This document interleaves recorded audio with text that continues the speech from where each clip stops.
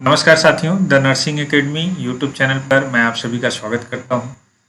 दोस्तों, पिछले कई सेशन से हम लोग कम्युनिकेटिव इंग्लिश के अंतर्गत रेमीडियल इंग्लिश ग्रामर, जो कि बेसिक इंग्लिश ग्रामर का पार्ट है, उसका हम लोग स्टडी कर रहे हैं और उसको कंटिन्यू करते हुए हम जैसा कि टॉपिक 1 के अंतर्गत टाइम और टेंस पढ़ रहे हैं। टाइम और टेंस का हमने 6 पार्ट आप लोगों को प्रोवाइड कर दिया है, जो यूट्यूब पर हमारे प्लेलिस्ट में उपलब्ध है। तो आज हम चर्चा करेंगे टेंस के पार्ट 6 का। तो दोस्तों, आगे बढ़ने से पहले, वीडियो स्टार्ट करने से पहले मैं एक बेसिक जो इसका प्रीवियस वीडियो में हमने चर्चा किया है उसको बताते हुए, आप लोगों का डाउट क्लियर करते हुए हम आगे बढ़ेंगे।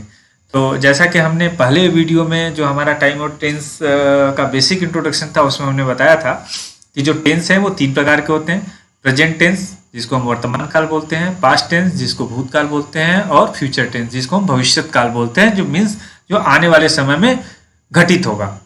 तो हर प्रकार के टेंस के 4 प्रकार होते हैं, चाहे प्रेजेंट हो, चाहे पास्ट हो, चाहे फ्यूचर हो।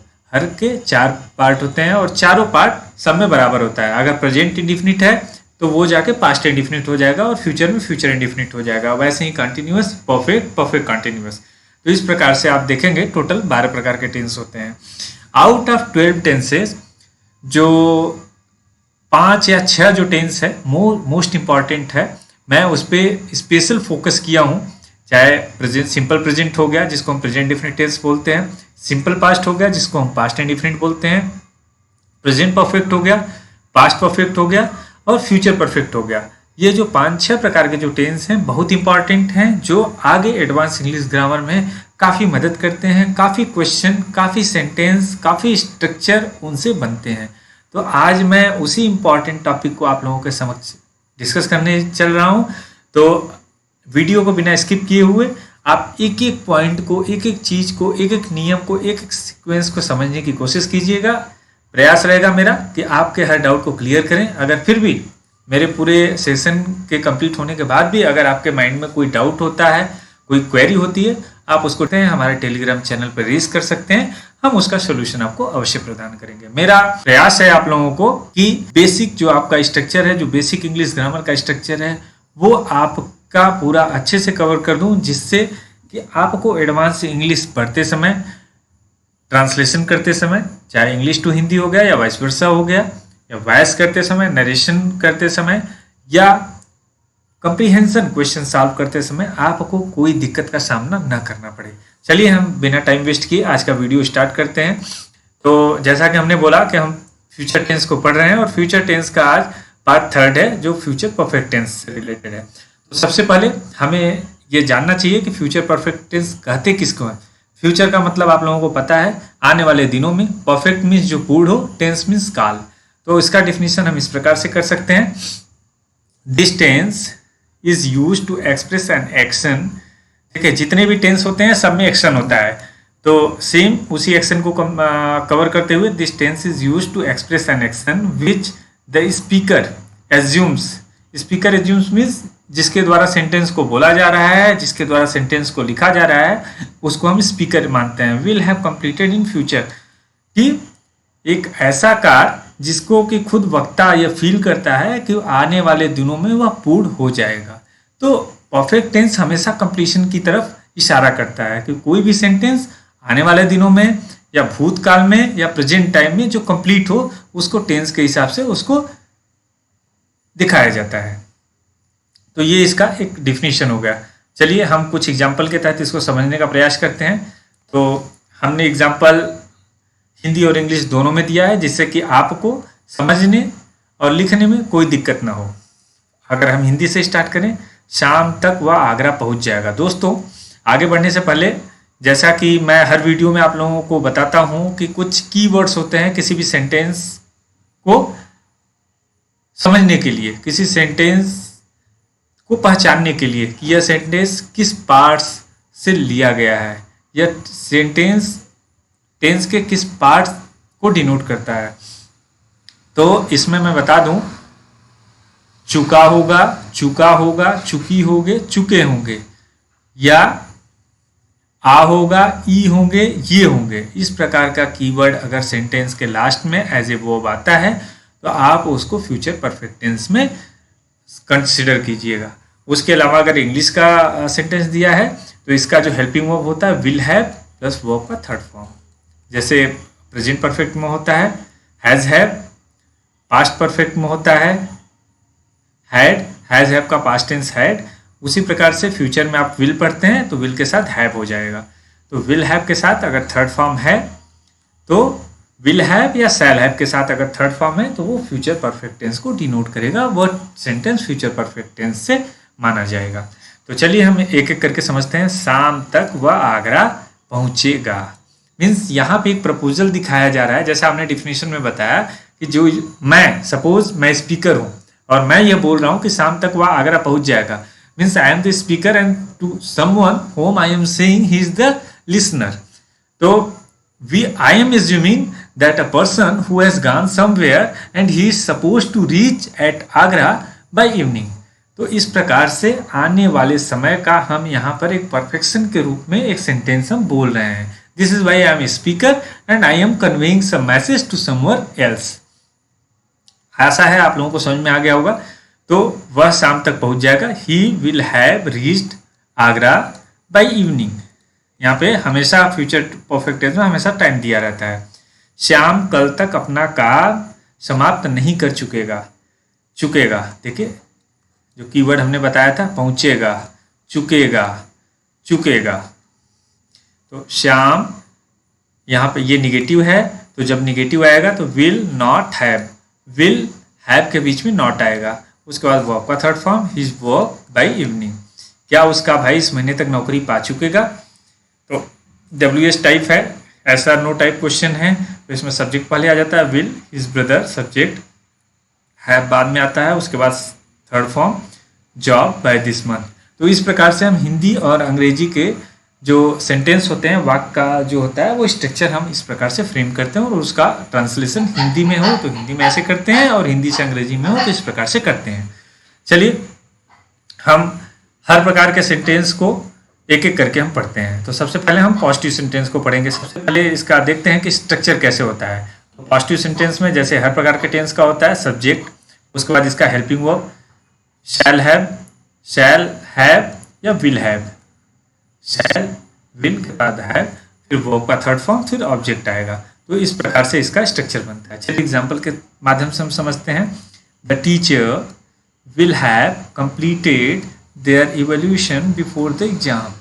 जो अध्यापक हैं वह एग्जाम शुरू होने से पहले अपने इवैल्यूएशन को पूर्ण कर चुके होंगे। इसका हिंदी मतलब ये हुआ। तो यहाँ पे द टीचर जो हो गया सब्जेक्ट हो गया, ये सब्जेक्ट हो गया, विल हैव इसका हेल्पिंग वर्ब हो गया, कंप्लीटेड मेन वर्ब हो गया, there evaluation, there a possessive से किसके लिए है? देयर टीचर के लिए है। हम आगे चल के जब आपको पढ़ाएंगे तो ये क्लियर हो जाएगा।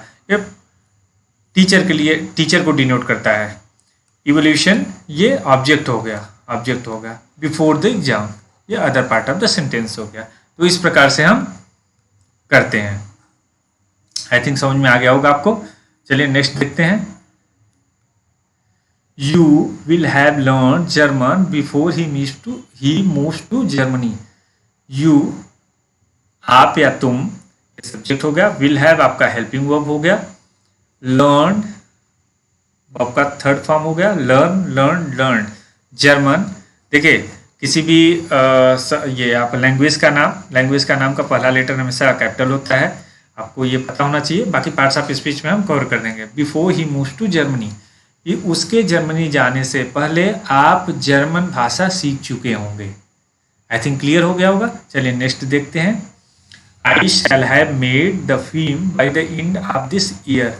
मैं इस साल के अंत तक फिल्म बना चुका हूँगा। आप हिंदी में भी देखिए, जो मैंने कीवर्ड बताया था चुका हूँगा, चुके होंगे, चुकी होंगी। जिस प्रकार के प्रोनाउन या जिस प्रकार का जेंडर यूज किया जाता है उसके अनुसार वो वर्ब में कन्वर्ट हो जाता है। तो यहाँ पे आई क्या है? आई सब्जेक्ट हो गया, शैल है आपका हेल्पिंग वर्ब हो गया, मेड मेन वर्ब हो गया, मेड द फिल्म या ऑब्जेक्ट हो गया, bye the end of this year denotes time. तो इस प्रकार से हम अगर पॉजिटिव सेंटेंस आता है तो उसका स्ट्रक्चर फ्रेम करते हैं। नेक्स्ट देखते हैं निगेटिव सेंटेंस। तो निगेटिव सेंटेंस का क्या स्ट्रक्चर रहता है मैंने आपको एग्जाम्पल के तहत पहले बताया था, तो इसको हम समझ लेते हैं। Subject shell will again not, मैंने बताया था have, shall have, will have के बीच में नॉट का यूज होगा। उसके बाद वर्ब का थर्ड फॉर्म, उसके बाद ऑब्जेक्ट। चलिए एग्जाम्पल के साथ इसको समझते हैं। फर्स्ट एग्जाम्पल है he will not have washed the cloth by evening, वह शाम तक कपड़ों को नहीं धुल चुका होगा। ये सब्जेक्ट हो गया वह के लिए। Will not have, will have shall have के बीच में नॉट आया है, तो विल नॉट हैव। आपको मैं इसके पहले वीडियो में जो पास्ट टेंस जब स्टार्ट किया था तभी मैं बताया था कि विल का प्रयोग किसके साथ होता है, शैल का प्रयोग किसके साथ होता है। तो किस प्रोनाउन के साथ विल का प्रयोग होगा, किस प्रोनाउन के साथ शैल का प्रयोग होगा, और पूरे फ्यूचर टेंस में कंटिन्यू वही चलेगा। चाहे विल हो, चाहे विल बी हो, चाहे विल हैव हो, चाहे विल हैव बीन हो, किसी कोई भी हो, तो सेम कंटिन्यू उसके साथ चलता रहेगा। तो यहाँ ही है थर्ड पर्सन प्रोनाउन, तो ही के साथ विल हैव रहेगा। तो विल नॉट हैव हो गया। वॉश का third form washed the clothes, ये आपका ऑब्जेक्ट हो गया by the evening, denotes time.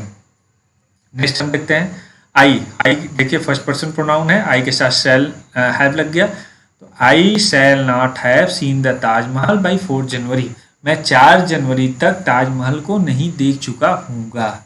इसका ये हिंदी ट्रांसलेशन हुआ। तो I shall not have seen verb हो गया द ताजमहल।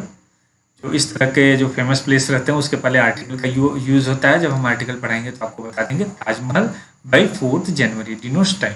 नेक्स्ट हम देखते हैं Ravi will not have gone before you come, Ravi आपके आने से पहले नहीं जा चुका होगा। So Ravi will not have gone, Ravi subject हो गया, विल नॉट हैव आपका हेल्पिंग वर्ब हो गया, गॉन मेन वर्ब हो गया, go went gone, before you come आपके आने से पहले। तो इस प्रकार से हम देखते हैं कि निगेटिव सेंटेंस का स्ट्रक्चर होता है। बाकी इंट्रोगेटिव हम सेंटेंस देखते हैं। इंट्रोगेटिव हमने जैसा बताया था 2 प्रकार के होते हैं। क्लोज्ड इंडेड होता है जिसको हम एस या नो टाइप भी बोलते हैं। एस या नो टाइप क्वेश्चन होता है जिसका उत्तर हम एस या नो में दे सकते हैं। उसका स्ट्रक्चर क्या होगा, will shall, as per subject will shall होगा, उसके बाद सब्जेक्ट होगा, फिर हैव, अगर नॉट है सब्जेक्ट के बाद नॉट रहेगा, फिर हैव रहेगा, वर्ब का थर्ड फॉर्म, फिर ऑब्जेक्ट रहेगा। इसका स्ट्रक्चर इस प्रकार से बनता है। चलिए एग्जांपल के तहत हम समझते हैं। Will he have got up by 4 o'clock, क्या वह 4 बजे उठ चुका होगा। तो ही के अनुसार विल हो गया, हैव। दोस्तों एक चीज मैं बता दूं, इसमें कंफ्यूज होने की जरूरत नहीं है। जैसे हमने परफेक्ट टेंस, जब प्रेजेंट परफेक्ट टेंस आप लोगों को पढ़ा रहे थे तो हमने बताया था सिंगुलर जो सब्जेक्ट होते हैं उसके साथ हैज का प्रयोग करते हैं और प्लूरल के साथ हैव का प्रयोग करते हैं। तो इसमें विल हैव या शैल हैव, इसमें कंफ्यूज नहीं होना है कि हैव सिंगुलर के साथ होगा या प्लूरल के साथ होगा। ये एक कॉम्बिनेशन ऑफ वर्ड्स है जो as a helping word, group helping word के रूप में यूज हो रहा है। तो विल हैव या शैल हैव जो रूल है उसी को बस फॉलो करना है। हैज हैव में कंफ्यूज नहीं होना है, इसमें हैज नहीं आता है, केवल हैव रहता है। तो उसी प्रकार से will he have got, get got up उठना बाय 4 o'clock। नेक्स्ट हम देखते हैं will you have met him by January, क्या आप उनसे जनवरी तक मिल चुके होंगे। तो will you second person pronoun के अनुसार will, have meet met him उससे, ऑब्जेक्ट बाय जनवरी।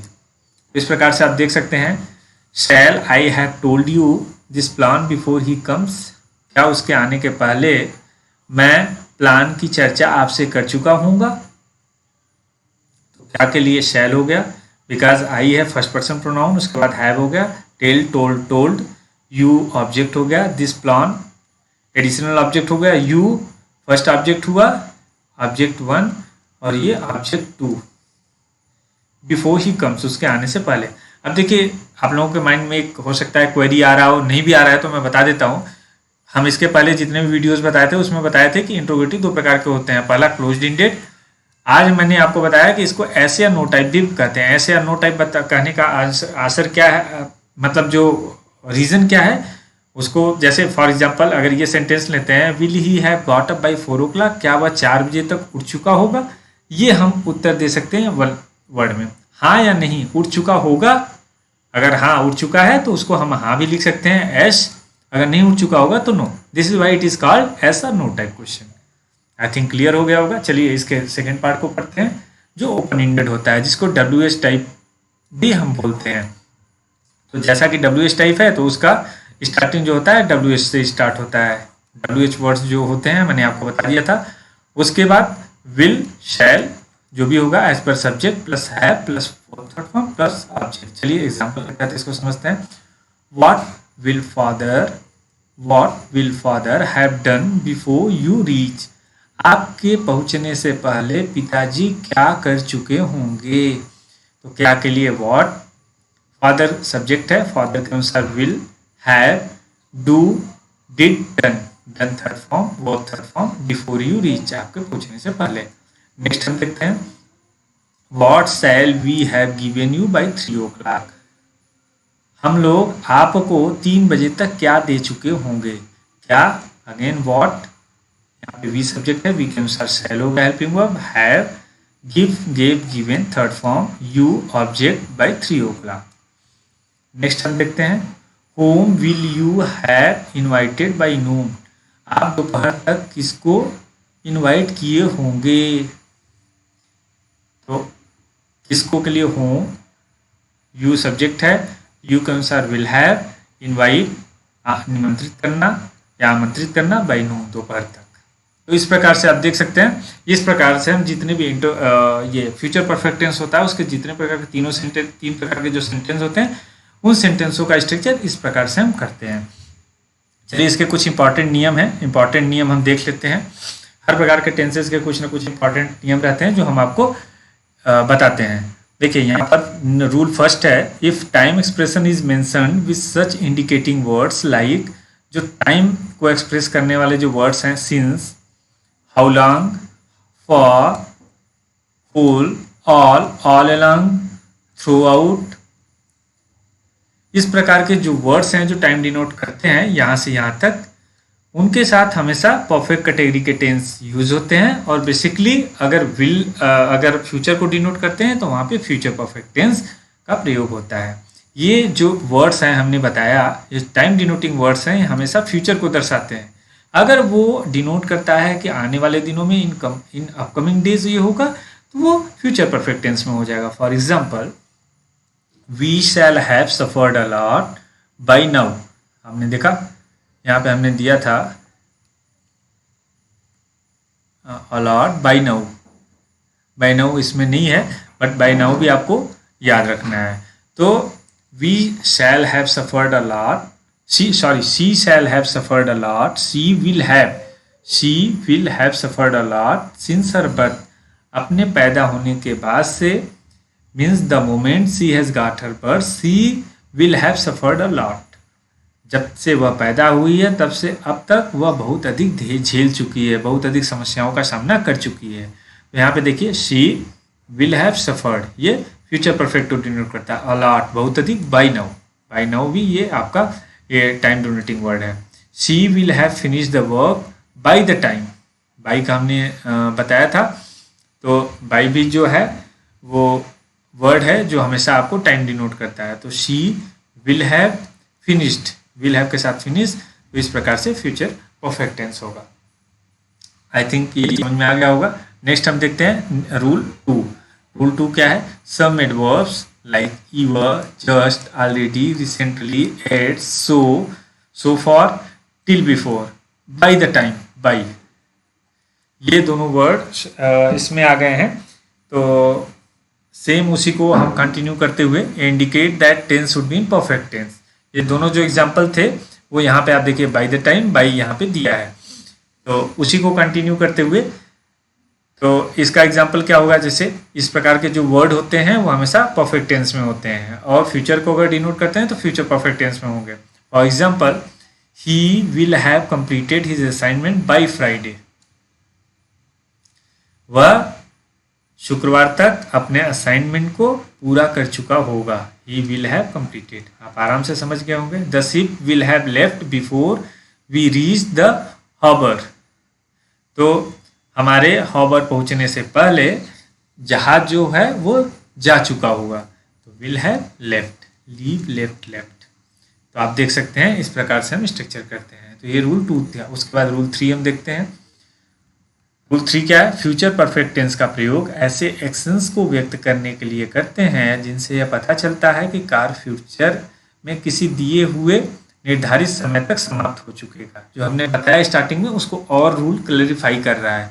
मतलब फ्यूचर परफेक्ट टेंस का प्रयोग ऐसे एक्शंस को व्यक्त करने के लिए किया जाता है जिससे यह पता चले, जिसके द्वारा यह बताया जाए कि यह काम फ्यूचर में दिए गए निर्धारित समय तक, एक टाइम दिया रहता है, हमेशा यह पूरा हो जाएगा।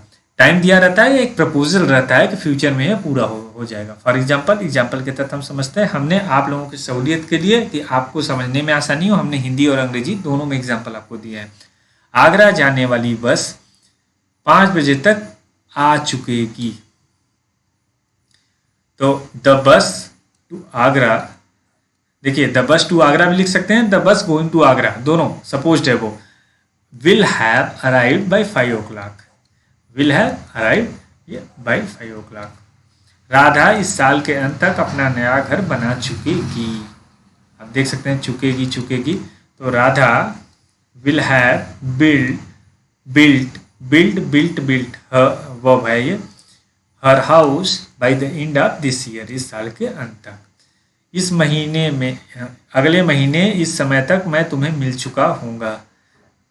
अगले महीने में by this next month I shall have met you.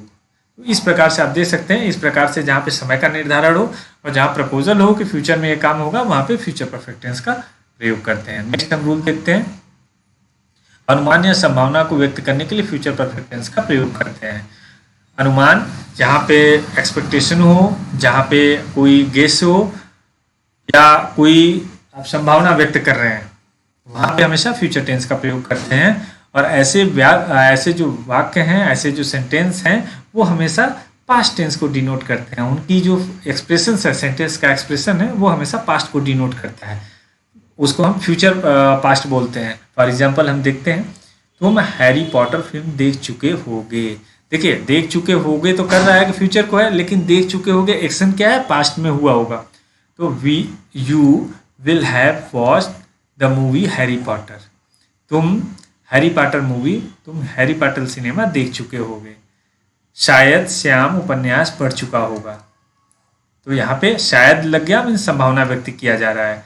और पहले वाले में क्या था, देख चुके होंगे, वो अनुमान था, this is a guess, the guess related this one example, this one संभावना, शायद श्याम उपन्यास पढ़ चुका होगा। तो श्याम, यहाँ पे शायद के लिए कोई नहीं, आपका सेंटेंस ही डिनोट करेगा कि यह संभावना व्यक्त कर रहा है। Shyam will have read the novel, Shyam उपन्यास पढ़ चुका होगा। चलिए नेक्स्ट हम रूल देखते हैं। ये रूल आई थिंक लास्ट है हमारा। जब दो कार्य अवश्य में हो रहे हों जिनमें से एक पहले पूरा हो चुका हो तथा दूसरा बाद में समाप्त हो रहा है, तो फ्यूचर परफेक्ट टेंस का यूज कर रहे हैं। फॉर एग्जाम्पल, जैसे हमने परफेक्ट टेंस को हमेशा आपको पढ़ाते समय बताया है कि अगर दो एक्शन बिफोर और आफ्टर से जुड़े हुए हों और उनमें से एक कार्य पहले पूरा हो रहा हो और दूसरा बाद में पूरा हो रहा हो, तो पहले जो कार्य पूरा हो रहा है उसमें हमेशा फ्यूचर परफेक्ट टेंस का यूज करते हैं, और सेकेंड में प्रेजेंट इंडेफिनिट टेंस का या सिंपल टेंस का प्रयोग करते हैं, सिंपल इंडेफिनिट। फॉर एग्जाम्पल, तुम्हारे नौकरी ढूंढने से पहले वह नौकरी पा चुकेगा। मतलब जब तक तुम नौकरी पाओगे तब तक वह पा चुकेगा, जब तक तुम ढूंढते रहोगे। तो ही जो पहले काम होगा, हमने बताया जो काम फर्स्ट होगा वह हमेशा फ्यूचर परफेक्ट टेंस में होगा। तो पहले क्या है, वह नौकरी पा चुकेगा, दिस इज द फर्स्ट, तुम्हारे ढूंढने से पहले, तो ये काम पहले हो रहा है। तो he will have got a job, will have got a job before, ये कनेक्टिंग हो गया, यू सर्च अ जॉब। तो इसको देख सकते हैं, इसका फॉर्मेशन प्रेजेंट इंडेफिनिट में है। मेरे स्टेशन पहुंचने से पहले रेलगाड़ी छूट चुकी होगी। इस तरह के सेंटेंस बहुत आते हैं, प्रैक्टिकल लाइफ में भी हम बहुत सारे देखते हैं। मेरे स्टेशन से पहुंचने से पहले रेलगाड़ी छूट चुकी होगी, तो रेलगाड़ी के जाने का जो काम हो रहा है, रेलगाड़ी के छूटने का जो काम हो रहा है, पहले हो रहा है। तो इसको बोलेंगे the train will have departed before I reach the station. तो इस प्रकार से हम इसका फॉर्मेशन करते हैं। आई थिंक ये क्लियर हो गया होगा। चलिए, जो हमने टेंस आपको पढ़ाया उसके बेस पर एक हम आपसे मॉक टेस्ट लेते हैं। फिलर्स, जो फिलर्स के रूप में है, द मीटिंग, ये फिलर्स के रूप में, यहाँ पे आपको फिल इन द ब्लैंक्स करना है। Started before you join it, आपके ज्वाइन करने से पहले मीटिंग स्टार्ट हो चुका होगा। तो आप देख सकते हैं यहाँ पे ये एक पार्ट है, ये एक पार्ट है, उसके बाद बिफोर से ये कनेक्ट है, दूसरा पार्ट यू ज्वाइन इट। तो यू ज्वाइन इट किस में है, वो प्रेजेंट इंडिफिनिट टेंस में है। और मैंने बताया कि बिफोर से अगर जुड़ा हो और दूसरा पार्ट अगर प्रेजेंट इंडिफिनिट में है तो अगला पार्ट किस में होगा, आप क्लियर समझ सकते हैं। तो फर्स्ट है हैड, हैड होगा नहीं। सेकेंड ऑप्शन वाज भी नहीं होगा।